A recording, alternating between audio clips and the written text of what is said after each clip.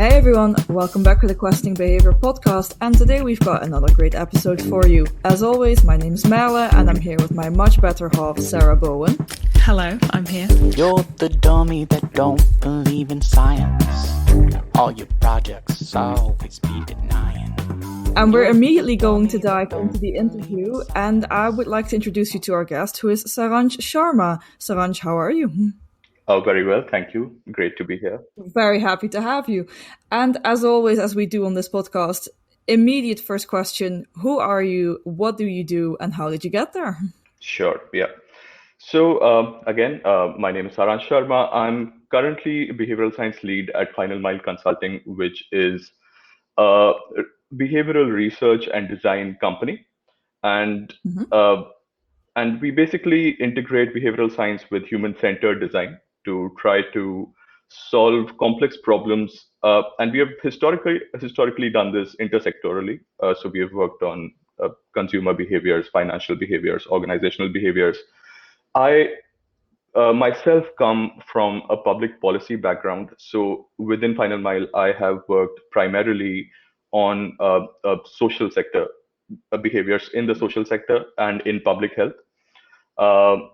And more recently, Final Mile itself has sort of decided to focus more on these particular sectors, the social sector, developmental sector, and public health and population health particularly. So that's what I've worked on as well. As I said, my background is in public policy and in management. And during my grad school, I studied behavioral science. And sort of got more interested in that, in the application of this particular discipline in public policy. And I saw Final Mile doing some great work there. And that's how I sort of got here and worked at Final Mile. I've been here for like 7-8 years now and have worked on a number of issues in India, in Africa, as well as in other countries, including US. I'm currently based in US in Chicago, but I moved here only last year. Till then, I was in Mumbai. I also sort of am a content creator in behavioral sciences. I have a YouTube channel on educational explainer videos on behavioral science concepts. It's called Go Nudge Yourself.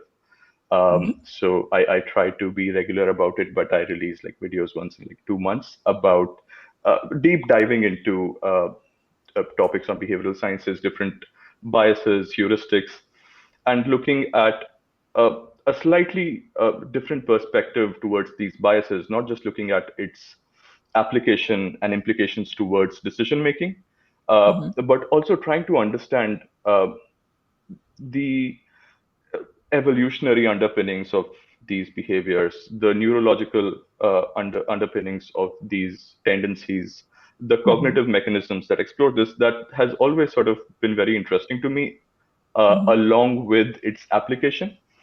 And as I've been a practitioner for a long time, I also wanted to sort of get into that side and look back at the discipline and engage with it in a deeper way. And sort of this, the YouTube channel is an endeavor towards that, while I continue to sort of apply behavioral sciences in solving problems in my role at Final Mile with the practitioner hat. Yep. Okay.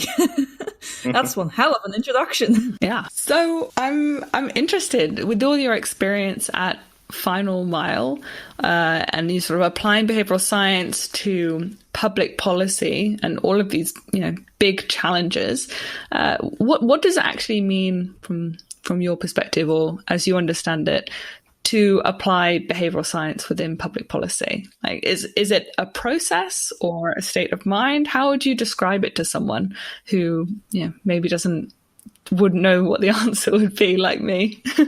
Yeah, no, very much. I think that's a very good question. I think, as you put it, applying behavioral science to public policy, is it a state of mind? To some extent, yes, because what we often see in public policy is this distinction between policy makers and the beneficiaries of policies. And I think what behavioral science, along with many other disciplines, does is that it tries to bridge the gap between these two, right? The designers of public policies and the beneficiaries of public policy. And in many cases, especially I think in the developing world, in the global south, there is a historical context of exclusion of the beneficiaries or the audience of public policy from policy making, right? And that continues even in sort of the post-colonial era, right, as we call it. But that gap remains, and what I think behavioral scientists can do is inform policymakers about the real needs, challenges, context of the beneficiaries, and because policymakers envision policy to sort of unfold in a certain way, and in more cases, we see that the end users and beneficiaries don't necessarily engage with public programs, public policy in the way that it is intended by policymakers. And behavioral science has a big role to play there in terms of improving the efficacy of policies and programs by making it more uh, informed about the need of the beneficiaries. And in that way, it is also sort of a state of mind, but it also, of course, is a process. And when we look at public policy, I think why behavioral science has been seen favorably, because I mean, psychological and sociological insights have existed and have informed public policy for a long time. Right. But these traditional social sciences did not have as rigorous a criteria for evidence as behavioral science now does. It has brought in tools with which you can be more certain of the actual impact of your policies. And that's why I think it's seen favorably by policymakers as well, because it is based in evidence. It is something testable, because behavior is something you can observe, while psychology is something you necessarily can't every time, right?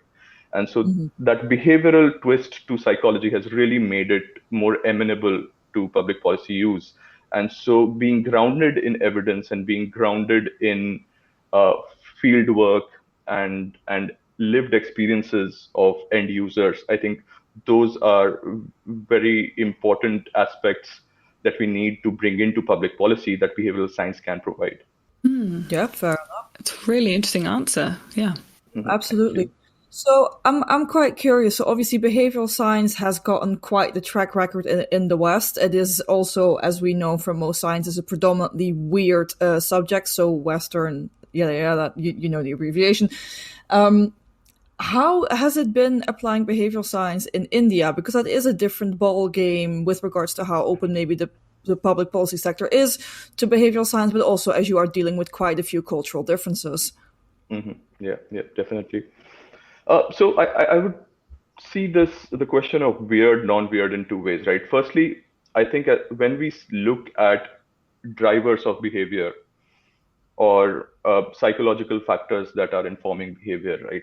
I see an overwhelming commonality which is underappreciated across contexts, across cultures, right? How we evaluate options, how we make decisions, how we form beliefs, those processes, those cognitive mechanisms are basically the same, right? Just like, does medicine need to be different in one country than other?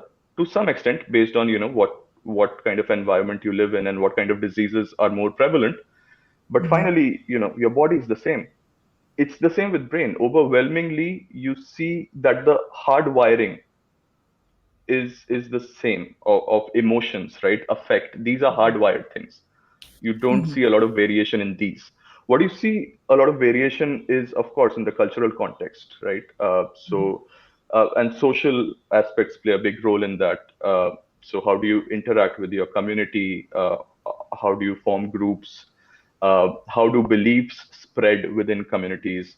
And then where do you land up, right? Because of those historical dynamics, what are the current beliefs that your community holds? And that differs, of course, across cultures.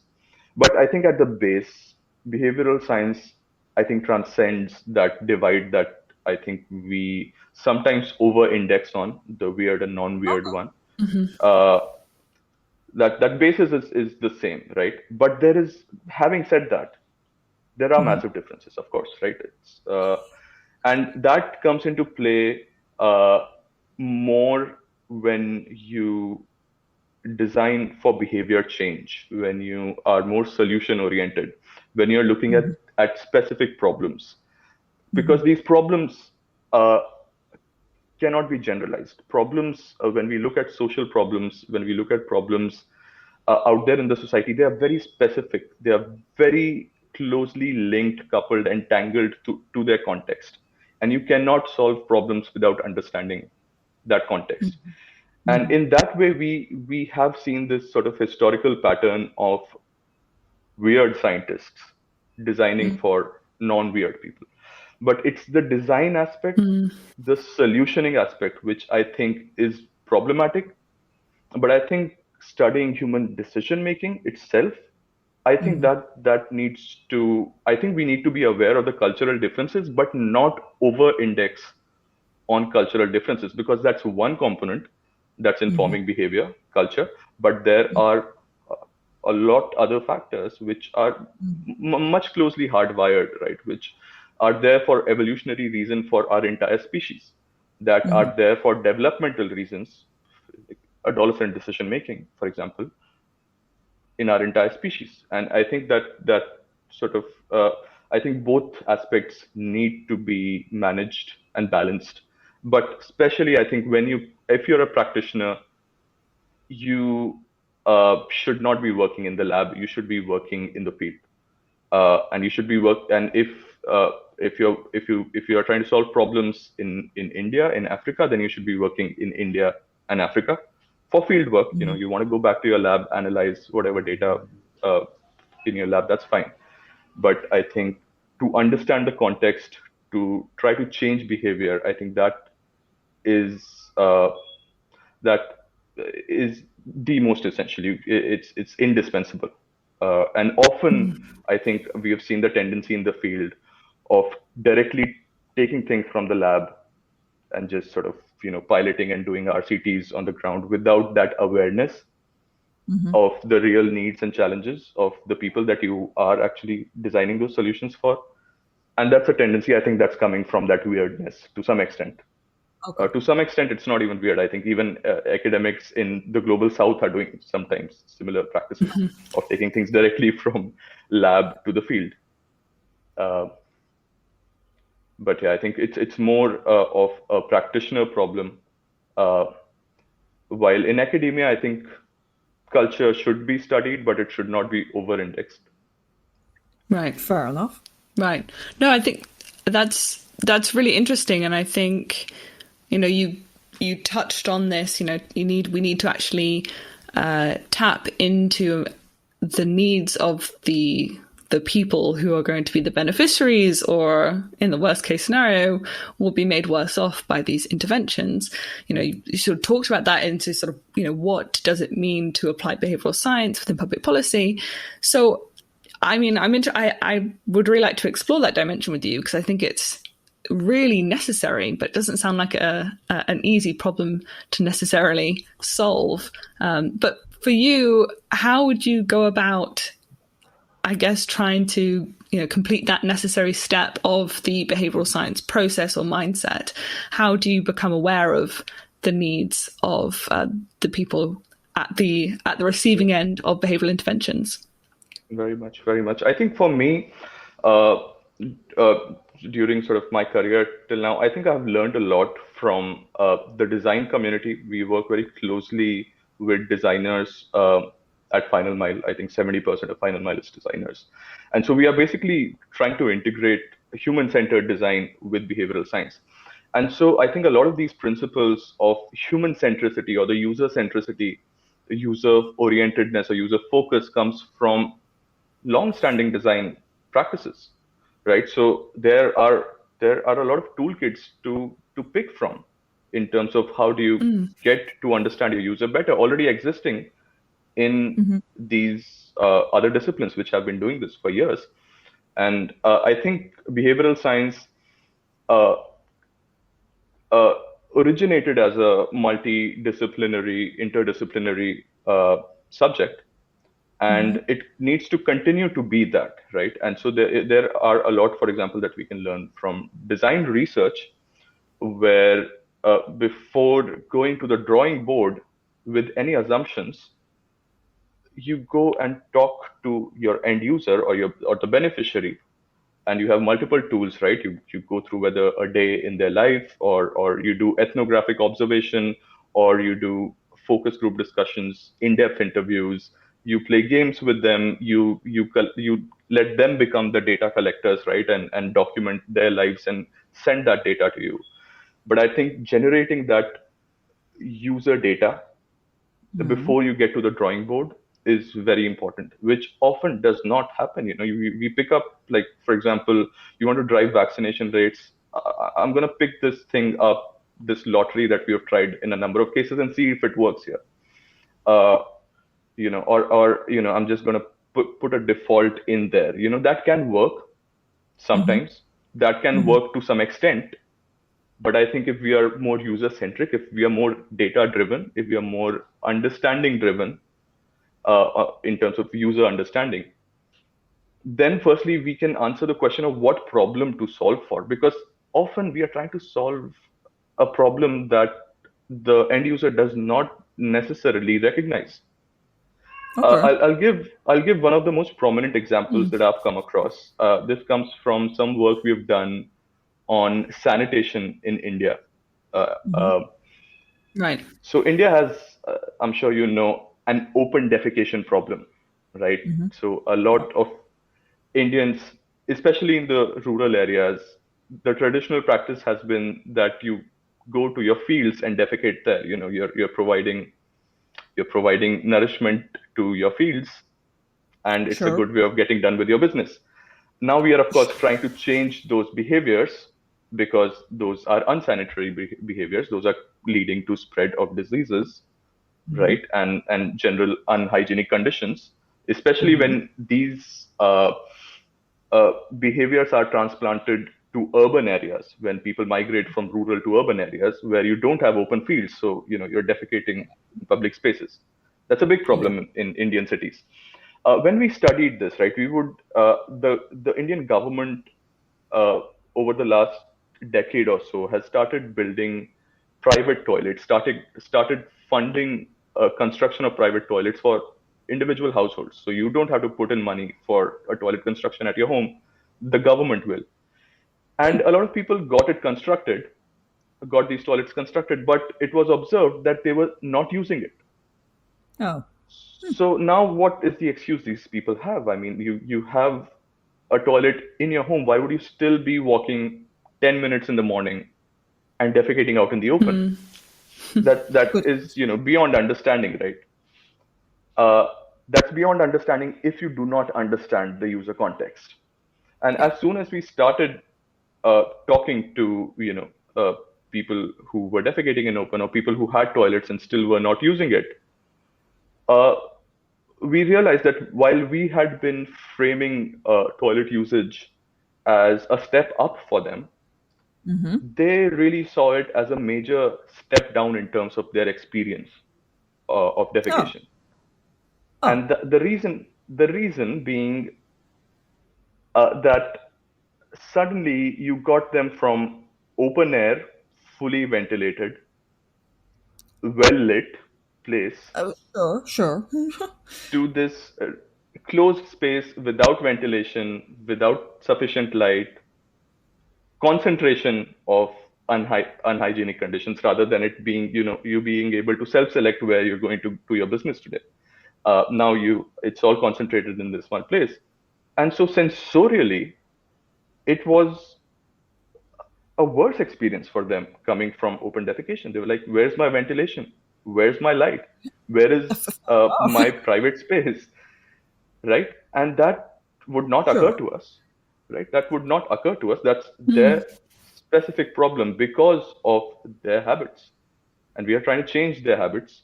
If someone was to tell us to change our habits for whatever reasons, we would have similar concerns about it if some of our key concerns were not being met, right? And so I think this user centricity is very important to understand firstly what is the problem that you're trying to solve, because a lot of times you would think that it's like an incentive problem, and maybe they don't have money to build the toilets, so let's give them money to build the toilets, let's build it for them.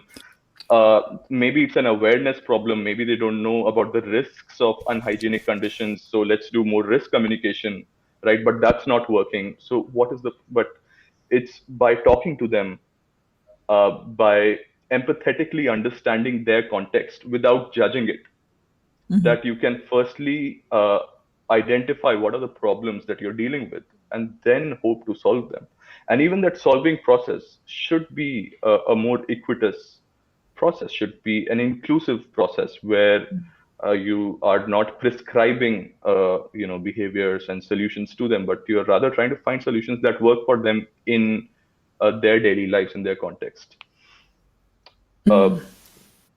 Yeah, so I think that the starting point should not be certain assumptions, shouldn't be certain frameworks that you're trying to build, that you're trying to bring from literature or lab to field, but it should be firstly problems that you identify on the field.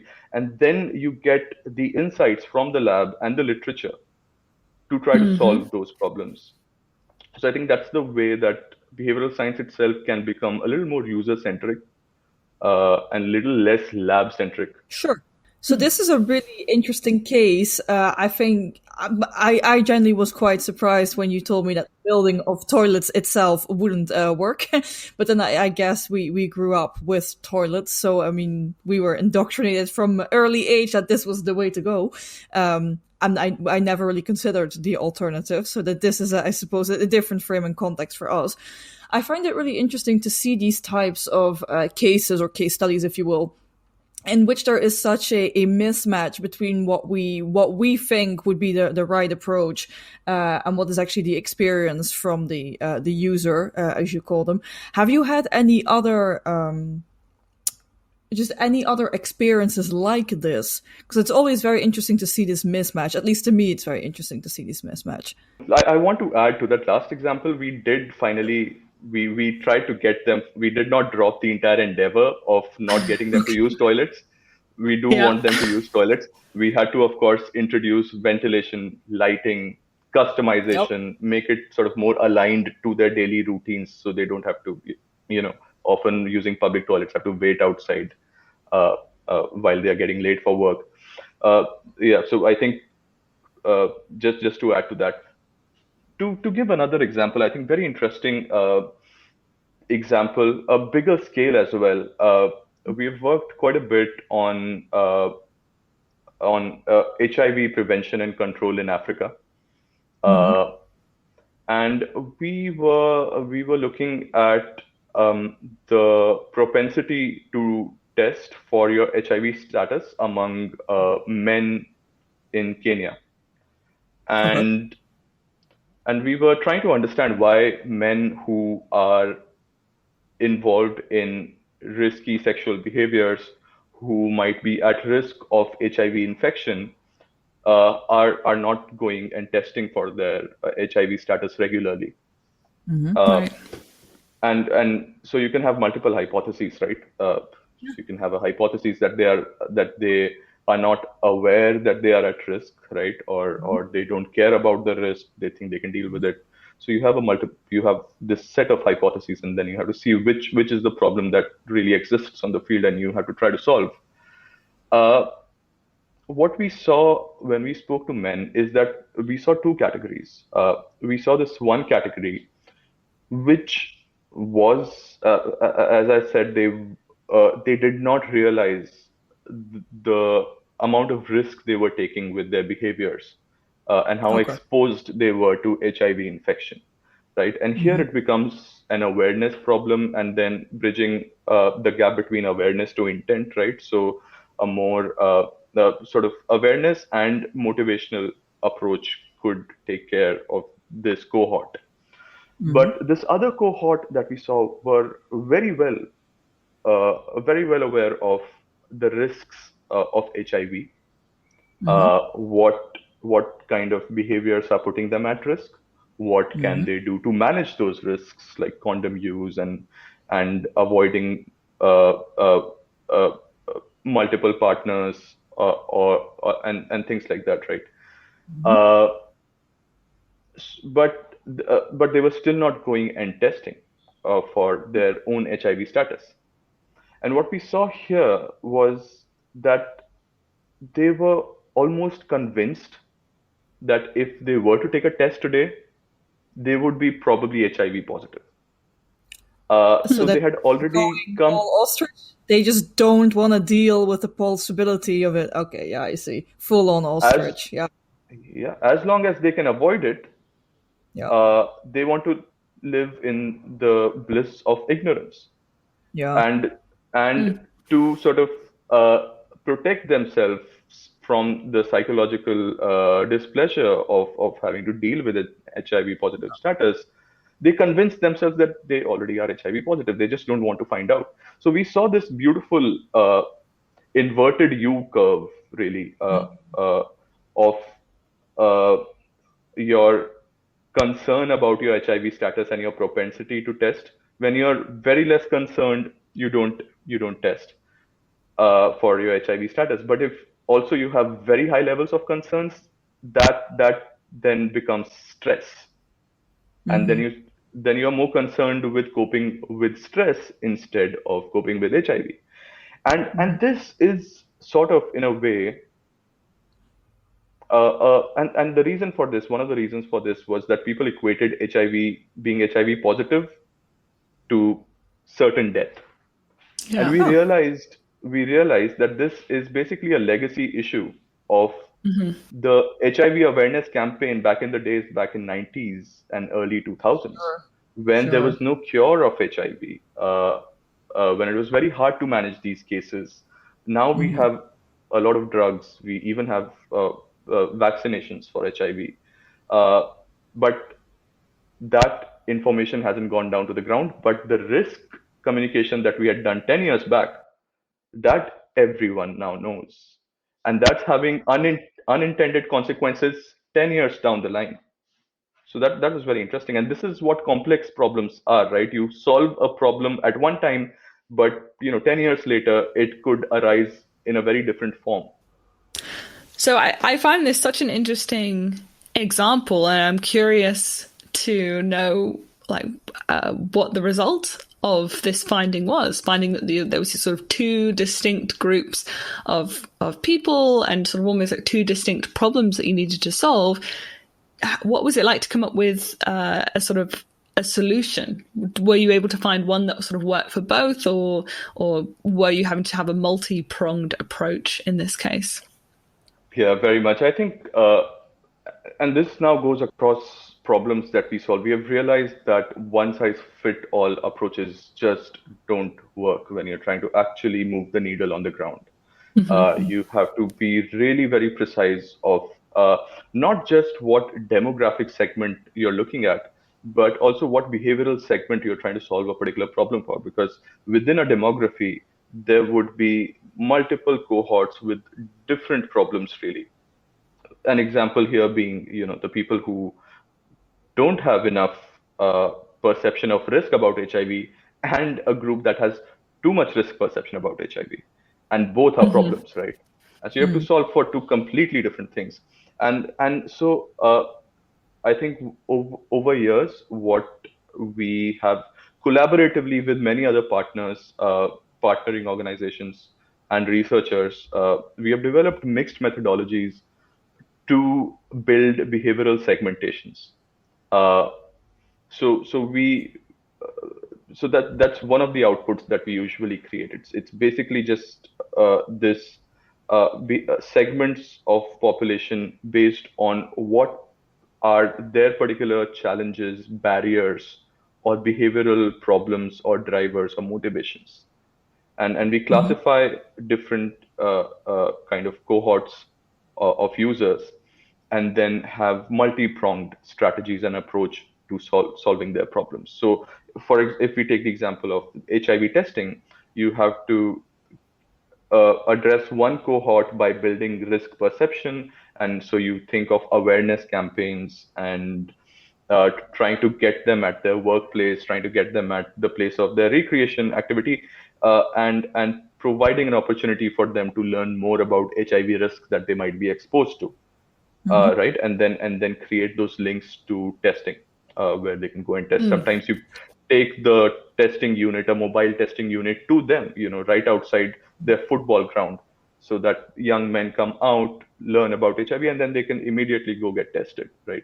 So this is the kind of approach that would work for that cohort.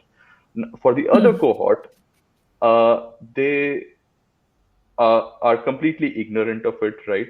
They are probably very stressed about it, very scared about it, and sadly, they can't talk to anyone about it because it is such a stigmatized topic, Yeah. HIV, and the stigma has come counterintuitively from public awareness campaigns, which said this is a very Yeah. dangerous disease, and that Yeah. led Yeah. to stigma 10 years down the line, right? And now you can't talk to anyone about it, so we have to look at, firstly, in any context where you're trying to target them, you have to make sure of their privacy, confidentiality, right? And then provide expert counseling to basically change that mental model from HIV equal to certain death to HIV being a completely manageable condition today, right? And Yeah. providing those examples, those role models within your community of people who are living with HIV. Now, the challenge there is that it's such a stigmatized topic that people who are successfully managing HIV in the community do not reveal that they are HIV positive. And hence, you would not find out about people around you who are managing HIV just fine. But you will learn Yeah. about people around you who are struggling with HIV, right? Because they can't hide their symptoms too much. They can't hide that they are going to the doctor every week and every month, right? You can't hide a death. Yeah, so that's the thing, right? So you see the negative examples of living with HIV, but positive examples try to maintain their privacy, and so you'd never learn about them. So you have to create those examples. You have to make them accessible to people so that they can see that a normal life with HIV is possible. Yeah. I'm I'm imagining soap operas and celebrities and things like that coming out with HIV. You're just thinking way too much of the Christina Bicchieri episode. You think every behavioral scientific social norm solution should be in soap opera form. That's just what you want now. So there was this uh, TV series called MTV Sugar, which was really popular in Africa, I think early 2000s and 90s, which created a lot of HIV awareness, and it's one of the most successful uh, uh, case studies of HIV awareness interventions. So yeah, that also does work, but awareness won't work for that second cohort, right? And that is what practitioners sometimes don't appreciate enough, that you might have good solutions, but they might be limited solutions. They might work for some populations to some extent. Yeah. Yeah, that makes a lot of sense. So on that topic specifically, we always like to look a bit more towards the future just because we can. So how would you like behavioral science to develop in that aspect, or how do you see behavioral science develop in general? Sure.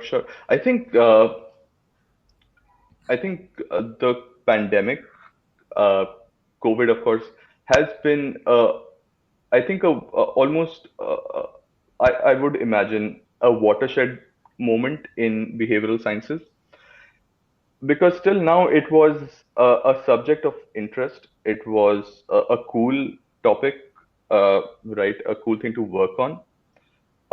Suddenly, being in the middle of pandemic, we realized that behavior change is often our first line of defense against some of the biggest problems that we might encounter.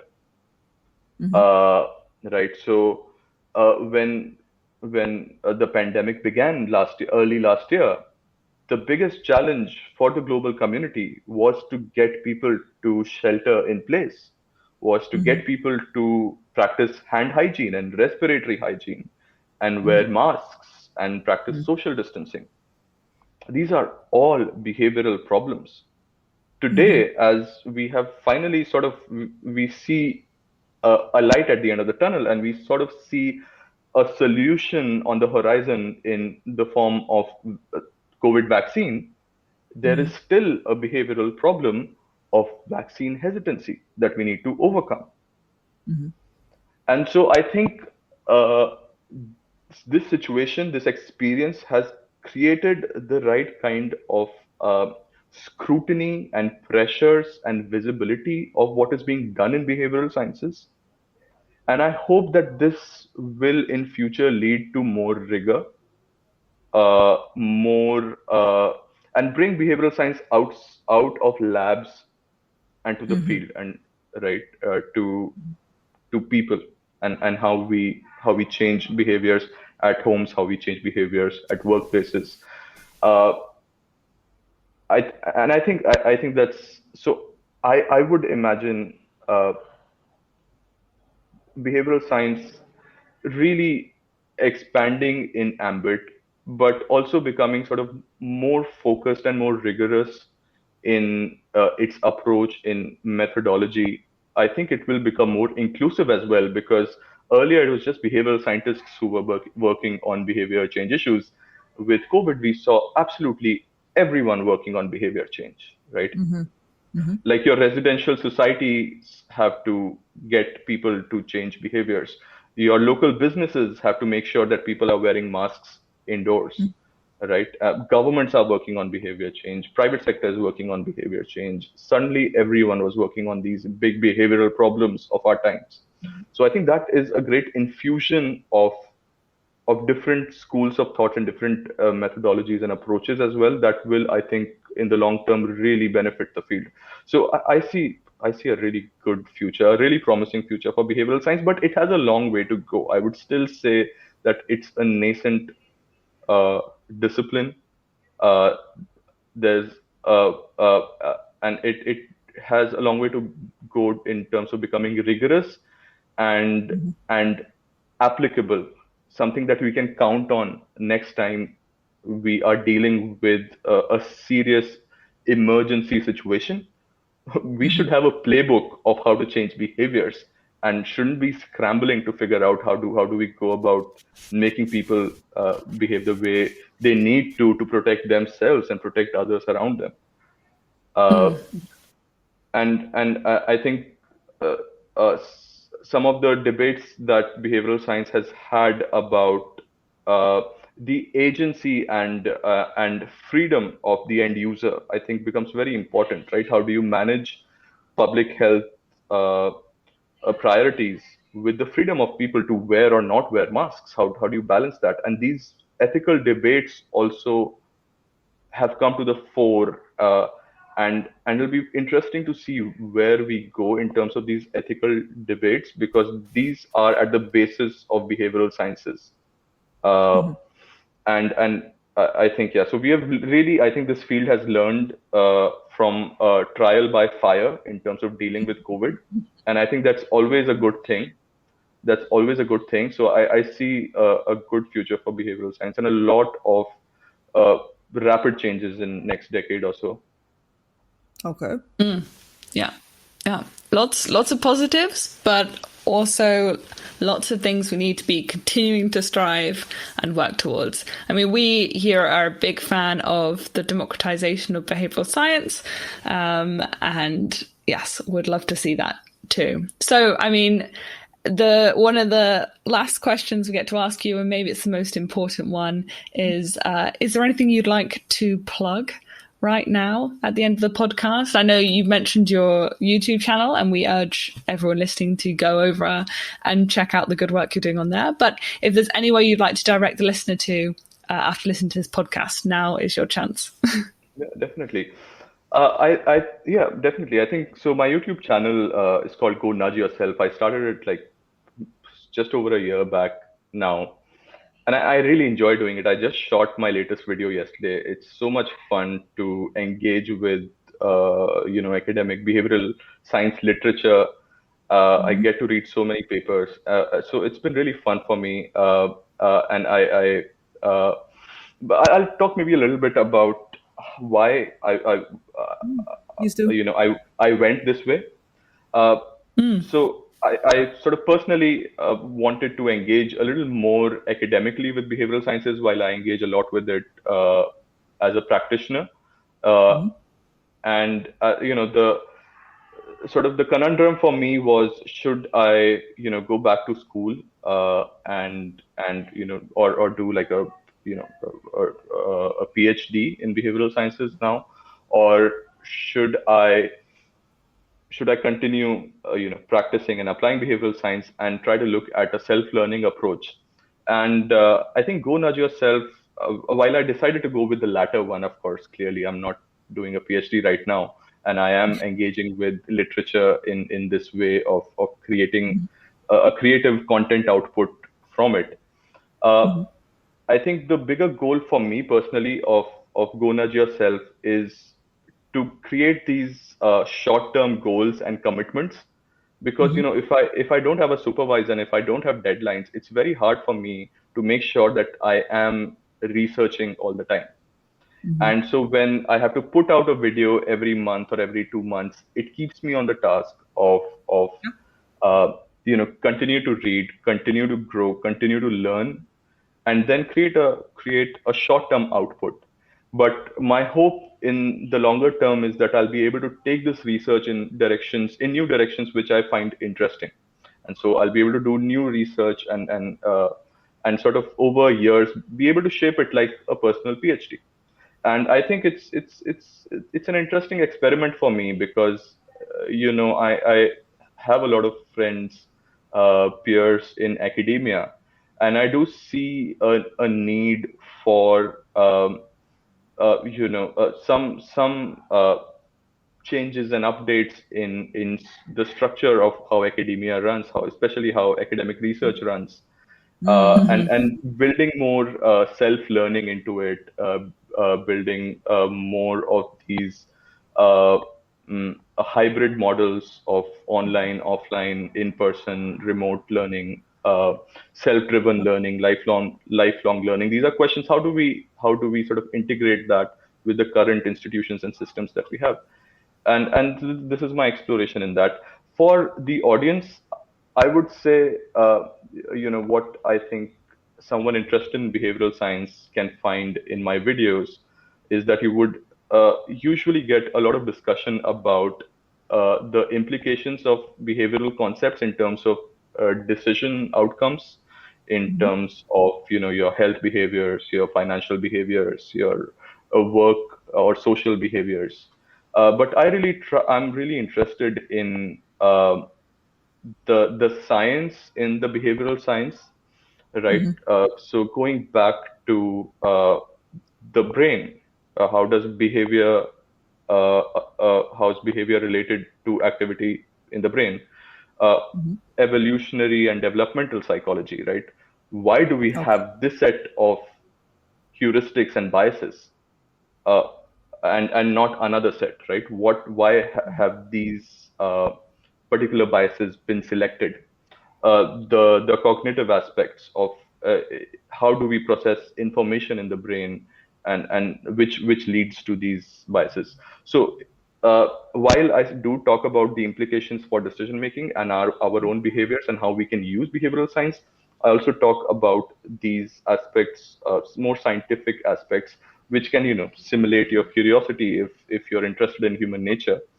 And I find it very interesting as well. And I hope that there are people, and I know there are people who would find this very interesting as well. So Oh, we know they exist. Trust me, I'm pretty yeah, sure our audience will be fully on board with this. And I mean, yeah, I think in general, with regards to, I mean, both your work for Final Mile and your work with your YouTube channel, I mean, please do keep it up.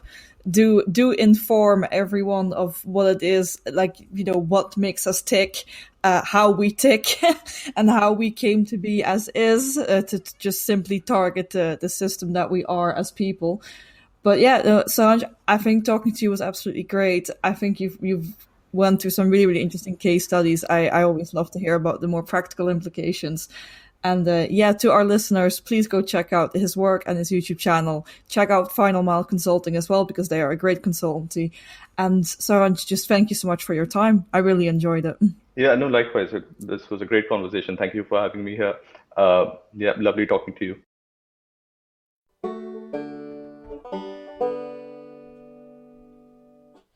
All right, so that was our conversation with Saransh. Saransh, thank you so much for coming on the podcast.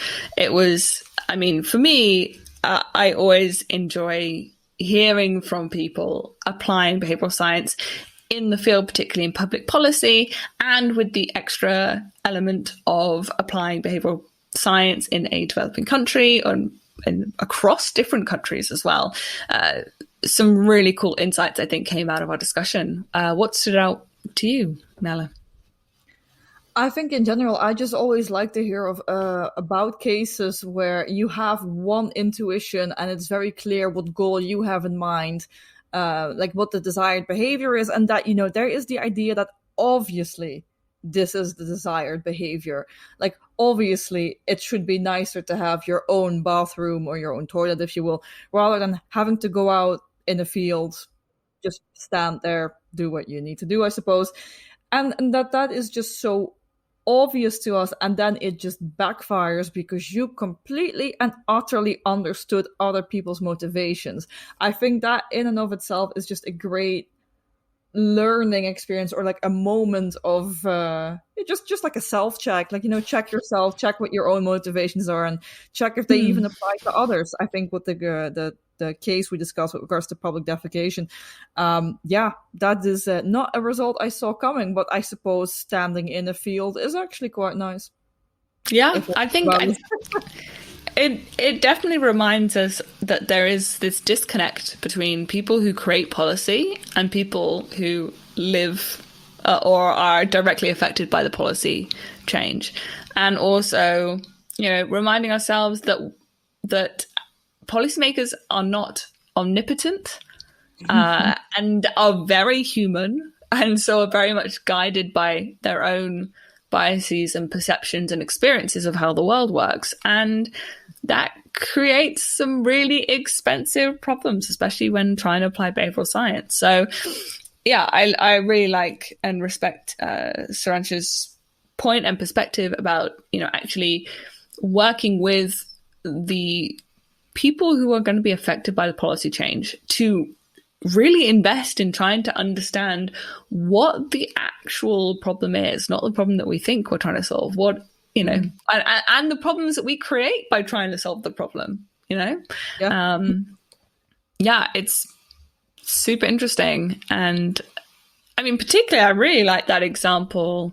Well, liked, you know what I mean? The example about the, you know, the case about HIV and how they were able to identify sort of two types of people who weren't conforming or weren't going to get tested.